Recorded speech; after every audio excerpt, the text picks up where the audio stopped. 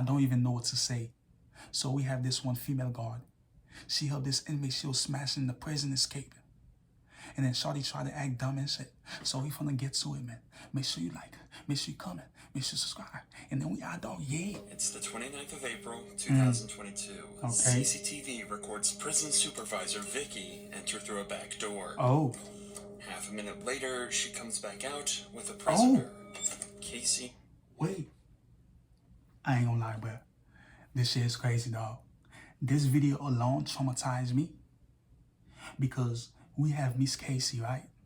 Wait, is this nigga named Casey? White, a 6 foot. Why the hell this nigga got a female name? Hold on. Prison supervisor Vicky. Okay. So, we have Miss Vicky White, man. You feel me? We have Miss Vicky. She was so horny. She done smashed the inmate in jail.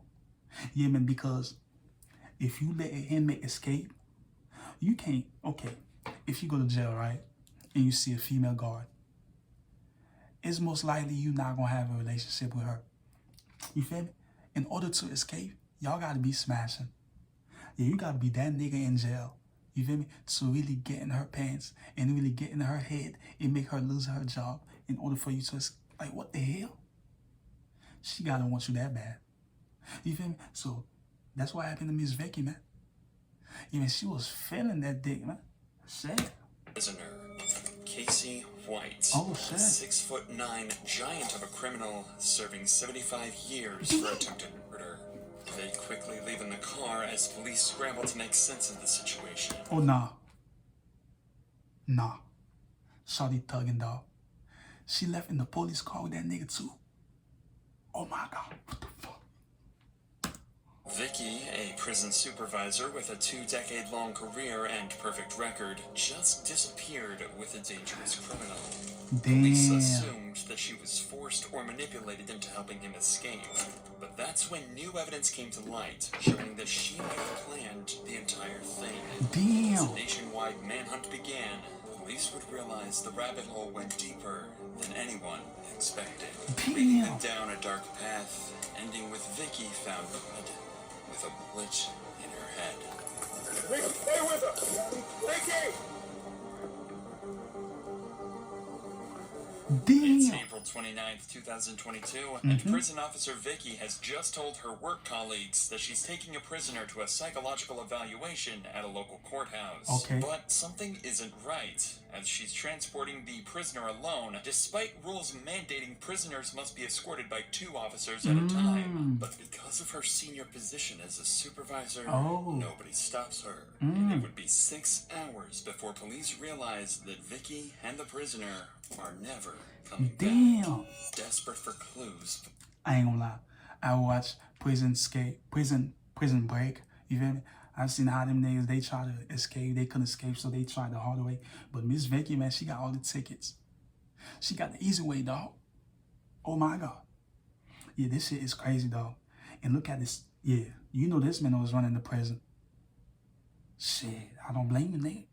Shit, you try to get inside her head, you got in the head, nigga. Yeah, you probably was smashing, was getting head. Yeah, you fought, nigga. And then you killed her after. That's a double homicide, nigga. Oh my, that's double murder, nigga. Shit. You start looking into the man that Vicky escaped with. That was Casey White, a man serving 75 years in prison for domestic violence, home invasion, murder, and brutally attacking a man with an axe. But there was one crime that stood out to police even more. 7 years prior to this, Casey had abused and manipulated his then-girlfriend to a point where she tried to escape from Casey's vicious hands. After they successfully made it to her friend's house, Casey would break into the house with 2 guns and full intent to murder them both. Luckily, they both escaped and survived his vicious attack. But that's when Casey fled the scene and began a series of carjackings across several states, until finally getting into a tense standoff with multiple police officers. Casey, put the gun down. Let me see your hands, man. Put the gun down, Sergeant. Put the gun down, man. Casey thugging. Put the gun down. Just relax a little bit. Go get that. Hey, Jake. Casey. Yes, sir. I'm going to get you a sun drive if you'll be still. Just be calm. You don't ain't got no more go ahead on you, dude. No, you ain't got. You got your pocket, man. It's unusual, but the cops rolled a drink and a pack of cigarettes towards Casey, hoping this would calm him down and avoid a shootout. Miraculously, this actually worked, and the cops were able to... Oh my God. This nigga so gangster. Even the cops gonna stop this fault nigga. Yeah, man, they had to give Casey a soda, man, and a gun to calm that nigga down. Because they knew no other way. Yeah. Man, y'all better shoot this nigga, man. Y'all tripping, dog. Yeah, nigga. He got a gun and shit. He trying to face me, nigga. Nigga, I'm losing my badge, nigga. You got me fucked up. I ain't dying, Casey. And then, you ain't killing me. What the hell? Move in and make an arrest. His interrogation gave cops an even clearer view into just how insane this man was. Not that nigga Casey. Why just a killer, I'm saying. What? I couldn't wait no longer. I had to do it tonight. Do you regret what you did tonight? I regret I didn't kill him. Nah, that's a Police cold-hearted now had a clear motherfucker. picture of who Vicky just helped escape prison. But how does Vicky fit into all of this? She works at a completely different prison, and there's no plans for Casey to ever see outside these walls again. Well, 1 year later, Casey confessed to a murder, resulting in him being moved to a different prison. This kicked off a series of events that would eventually result in Vicky's death. The murder Damn. that Casey confessed to was a 4-year-old cold case. It's unclear why Casey owned up to it now, but he was able to give specific details that nobody but the killer could have known. And after a short trial, he was quickly transported to a new prison, the same one where Vicky worked. Vicky is 56 and has been divorced for several years and put her heart and soul into her Damn. job. She was a model employee and popular among her colleagues, but her life had become boring and lonely. She wanted to change, and when Casey showed up, that's exactly what she got. They slowly began to talk more and Y'all didn't give this nigga the chair? This man that committed all these murders, robberies, and shit. And then he said the only regret that he had was because he didn't kill the man. Yeah, this fuck nigga deserved the chair, man. Y'all tripping, dog. Yeah, this is that fuck nigga. Yeah, man. Put that shit in his ass. No diddy. Yeah, nigga. Make that nigga ass tremble, nigga. No diddy, nigga. Yeah, nigga. Yeah, give that nigga the electric, officer. And then Vicky, dog, you dumb as shit. Now you resting in peace. Because of that fuck nigga. How you fuck him? You let him escape. But I know the video didn't say that they had sex, y'all. But think about it, y'all. What officer is gonna let an inmate out without any history? God forbid, if I go to jail, right? And I see a female officer, I'm just giving y'all like a clue or some shit. You feel me? Like, if you go to jail and you see a female officer and shit, and then you try to sauce her up, she probably not even gonna, she took her job so serious. So I'm thinking, like, this shit really be happening, like. developed a connection. They bonded over their shared last name and began to think that they were destined to be together. She started coming in on her days off and was noticeably happier. Despite having a great life on paper, Vicky had become enchanted by her feelings for Casey and was ready to throw it all away to be with a dangerous criminal. But how can this happen? Well, it turns out it's not as rare as you might think. Some people are attracted to dangerous people. They know they could kill them at any moment, but feel special knowing that they choose not to. On top of that, Vicky had started to feel trapped in her day-to-day life and as though she had nothing to live for. If she could make a break with Casey, it'd at least be exciting, even if it did mean throwing everything away. While Casey was serving at Lauderdale, Vicky allowed him unrestricted access to parts of jail that prisoners aren't normally allowed to see, including areas that aren't covered by security cameras. Damn. Many speculate this is where the pair were intimate with each other and formed their plan to escape. Even at this point... What I'm saying, dog, they had to fuck. Nah, he said this is where they had intimate with each other. Exactly, they fucked. You feel me? What officer is gonna let you out without fucking shit? Vicky, man, that dick was that good? You lost your job. You lose your life over that fuck nigga. There's so many niggas out there, Vicky. Why the hell he did that to you, man? To yourself. That shit's crazy, Vicky.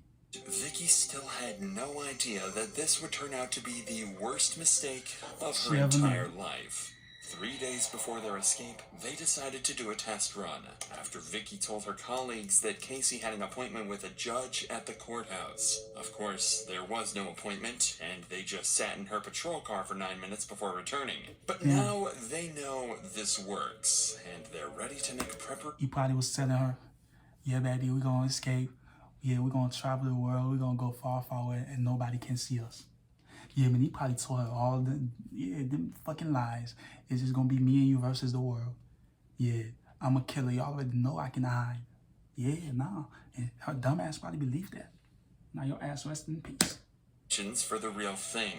2 days before their escape, they're spotted on camera passing notes. It's thought that this was them discussing the final part of their escape plan, but by the time this footage was discovered, it was already too late. By April 29th, 2022, everything was in place, and they're ready to make their escape. Damn. As Vicky holds a senior post at the prison, she has certain powers that she's about to take advantage of. She arranges to send 12 inmates and 5 deputies to court on the day of the escape, leaving her as the last remaining officer in the prison with transport privileges. She then tells her bosses that Casey has to be taken for a mental health evaluation. Looking at the surveillance footage, it's clear something was up. Vicky... First of all, the prison, y'all fucked up. Yeah, the family of Vicky, I understand Shawty was too horny. She fucked dude and she tried to be with him outside, but her family should sue the jail because this nigga, he a fucking monster, like. And this nigga tall as shit. You think he can't just hit Vicky with his fucking shoulder and drop her and just escape? Why the hell y'all ain't send another guard with her? I know she got a gun and shit. But this nigga, he done killed. He done robbed. He had guns and shit. And this nigga like 6', like almost 7 foot. Y'all fucked up. In the prison, y'all fucked up. And y'all, the cameras didn't work. Y'all didn't see when they was, passing notes and shit. Yeah, y'all fucked up too. In the prison, y'all fucked up too. Her firearm with her, something that is strictly forbidden inside the prison walls. No. She's also walking in front of Casey instead of behind him, showing she trusts him not to harm her. By helping Casey to escape, esteemed prison officer Vicky has thrown everything she had away, and in one pivotal moment has become a criminal. Vicky's always been a good girl I went to school with. It's got to be other people involved, and Vicky's just a scapegoat. You knew her, you loved her. I feel like if she had anything to do with it, it was definitely love. Vicky and Casey casually walk out of the prison into a patrol car and drive away to freedom. It was definitely love. Shut the It fuck took up. 6 hours before anyone noticed they're missing. When the prison calls the Damn. courthouse to see what's taking so long, they're told that there is no appointment, and they come to the horrible realization. So the prison, when the officers say the inmate has an appointment, y'all don't double check. Like the guardian of the prison, y'all, the warden, whatever the fuck y'all name is, y'all don't double check the schedule. Yeah, some shit ain't right with the prison, man. This prison need to be shut down. So y'all don't check the schedule and see if the inmate really had an appointment? That shit's crazy. That Casey has made a break for freedom. To evade the authorities, This they nigga's quickly 6'9". ditch the patrol Oh my car and God. flee the state. And the cops now have no clue where they are, where they're going, or how to find them, marking the start of an 11-day manhunt that will span the nation. Damn. On day 1 of Vicky and Casey's escape, the cops try to find clues at Vicky's home, but she's nowhere to be seen. In fact, she doesn't even own the house anymore. As part of her plan, she sold her house for extremely cheap. With the money, she bought vehicles, guns, and most suspiciously, men's clothing. This is the first indication the cops have that Vicky doesn't intend on coming back and is ready to start a new life with Casey. Things don't get any better for detectives when the patrol vehicle they used to escape is found abandoned at a local shopping mall. Damn. And even worse, there's no surveillance footage covering that area of the parking lot, so they don't even know which direction they went. But on day 2 of the manhunt, a tip-off... Oh my God, who that news reporter, back? Yeah, y'all fine ass. Yeah, nah. Y'all look fine shit. Come here, baby. Yeah, come on. Family blows this case wide open, as it's revealed Vicky has been renting a storage unit. Damn. Police are able to locate the storage unit and discover that she was renting it with a burner phone. But despite their best effort to track this new number, the cops came up with nothing. But the existence of this new phone is the first solid evidence that cops have showing Vicky planned this all along and was actually a willing participant instead of a hostage. You get the sense they were actually business together. He was not forcing her in any way. Right, no, he was not forcing her. It was a mutual relationship. You'd think that this would help. Hell no, they was smashing. Talking about mutual relationship. Yeah, they was touching on each other. Vicky was giving that head. Yeah, and he was clapping that shit behind the back. Where there was no camera in the cell. On the present. Fuck you talking about, man? Investigation, but things only get more insane and confusing from here on out. After realizing that they're essentially back to square one, the cops return to the shopping mall where they found the abandoned patrol car and decide to comb through all the surveillance footage from the days leading up to the event. Damn. That's when they spot Vicky a few days before the escape, parking a car in a nearby parking lot. And this isn't her usual car either. It's one she bought only a couple days earlier, a 2007 Ford Edge that the cops quickly realized had to be their getaway vehicle. Damn. But when police went back to the parking lot and the supposed getaway vehicle was still there, they realized that Vicky had left a decoy. Police had just lost their only clue, while giving Vicky and Casey a 5-day head start. But since they abandoned the Ford, the cops assumed that they have to have found another vehicle in the area, and Nah, for real. lo and behold, they quickly picked up another lead. A Facts. homeowner nearby told them he sold his Ford F-150 pickup truck to a man who approached his house on the day Vicky and Casey went missing. Damn. That man is described as being around 6 feet 9 inches tall and looked exactly like the picture he was shown. This nigga ugly as fuck. Nigga look like he have no emotion in his eye. Yeah, some niggas, yeah. I don't, yeah, some people, God, I'm not judging you, but God, some people, you don't gotta make them, yeah, they don't gotta be on this earth. Yeah, you don't gotta put them inside the female belly, God. Yeah, some people, they just a waste nut. Nah, some ugly ass niggas, they just some waste nut. All I can see in that nigga eye is insecurity. He probably had daddy problems. He probably was getting bullied in school for being too tall when he was in 5th grade, 6th grade. And by the time he got old, yeah, he probably couldn't get no females. Yeah, by the time he was in high school, yeah, he was like 6'6", looking like a grown-ass man. So they was scared of that nigga. Yeah, by the time he got out of high school and shit, if he did get out of high school with his dumb ass, man, all that insecurity, that anger build up. So yeah, let me shoot some people. Let me go rob. Yeah, man, God, please, next time, please. I'm not judging you, but please, God. Don't make these fuck niggas no more. Yeah, block these nuts. Yeah, nah. Now all they have to do is That's find crazy. that Ford F-150 and bring this manhunt to an end. And thanks to another lead, they're closing in. Damn. On day 6, the owner of a car wash in Indiana noticed something strange. A Ford F-150 had been parked in one of the cleaning bays for an unusual amount of time, and he suspects this vehicle has been abandoned. Unfortunately, this is before a search was initiated for the truck, but something's still not right. This pickup truck is far too nice to have been dumped by anyone sane. No And facts. the owner quickly grew suspicious. In order to find out, he checks out the car wash surveillance footage, and what he finds will help the cops finally capture their 2 fugitives. That's Casey getting out of the pickup. And he's acting very strangely. He's waiting for Vicky, and she's in that car driving just out of shot. When Casey gets in the new vehicle, leaving their pickup and driving off, the owner knows they're up to no good and calls 911. There's a truck that's sitting in my bay.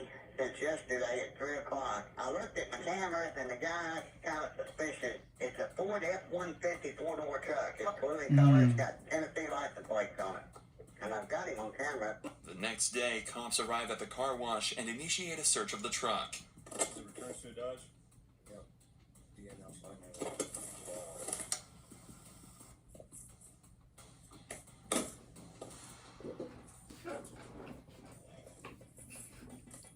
They doing a search.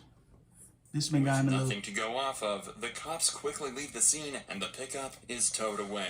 It takes 4 days for this vital lead to get back to detectives, but when it does, they drop everything and head straight to Evansville on day 10 of the hunt. Damn. They're due to arrive at the car wash at 9 a.m., but fail to show up on time, frustrating the car wash owner so much that he takes matters into his own hands and calls the local press. So then, 9:30, they're not here. So I said, I get on the phone to Fox News. I said, y'all want a story? Yeah, we love a story. I said, I got one. So I got a convict over at my car wash. I got him on camera. He said, you talking about the one in Kentucky? I said, no, I'm talking about the one in Alabama with the girl. He said, okay, we'll be right there. They showed up. They got there 10 minutes. goddamn Santa Claus. Shit, your goddamn beard, Nick. Nigga look like Santa Claus. We wish you a Merry Christmas, head ass Nick. Nah, man. Yeah, I ain't gonna lie. The prison don't sound right with me. Yeah, that shit don't sit right with me. And then they had to wait till the next day to come. Nah, that shit don't sit right with me. U.S. Marshals arrive during the media frenzy, and when they take a look at the surveillance footage, they realize they found the car Vicky and Casey could still be driving. Damn. A Cadillac, and one that Vicky and Casey think is completely unknown to the cops. It seems like their days on the run are numbered, but even with the leads they have, they come up with nothing.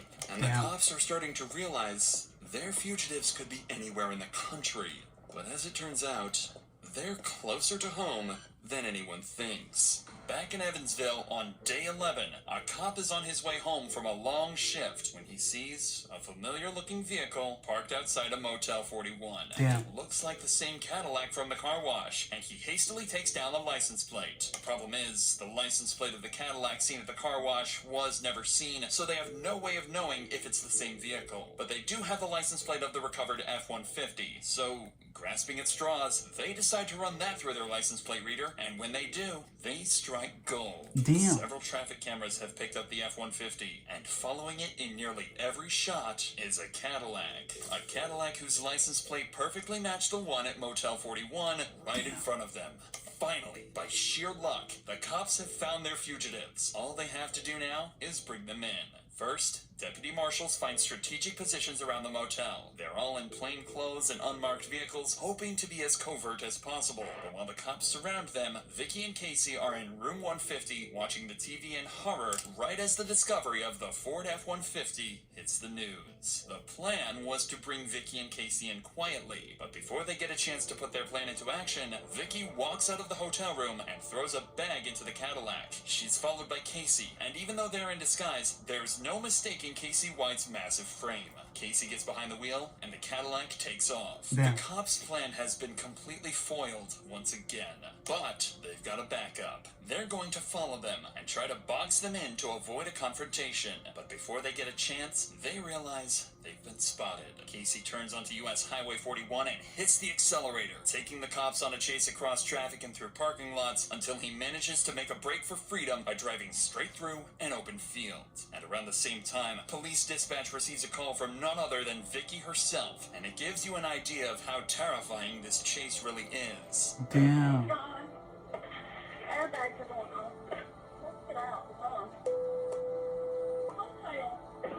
A police vehicle forces Casey to drive straight into a ditch, and this pursuit is brought to a sudden halt. But it's far from over, as cops know the pair are armed and could open fire at any point in some kind of Bonnie and Clyde inspired shootout.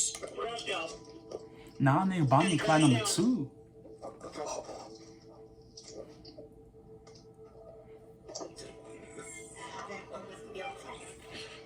Damn.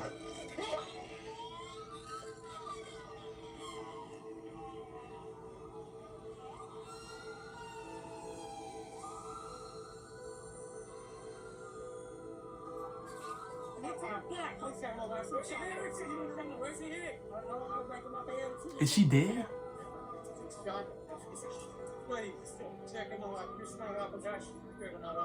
That's the best woman in the world right there. Please, that's the best woman in the world. Vicky, I'm so sorry, baby. I'm so sorry, baby. Anybody in this world don't deserve it. She don't. When she's herself, it ain't me. But y'all ain't gonna believe me. I'm gonna say I killed her. Just like y'all say I killed everybody else. Finally, after 11 days, the manhunt has come to an end, and Damn. they've got Casey unharmed in handcuffs. But Vicky met a much more devastating end. Just 2 weeks ago, she was an upstanding member of society, an esteemed prison officer respected by those around her. Now, she's a fugitive, laying in a criminal's stolen car, conscious, but with devastating injuries. She shot herself? There's no way.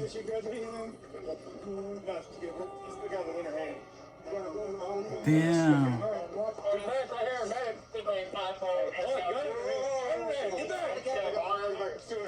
It's either he shot her or she shot herself trying to commit suicide because she's so scared and so embarrassed. But it makes no sense. I gotta break this up here. Well, I think we can get the gun. It's probably easier in the windshield. Keep it open right here. We got cover? Yeah.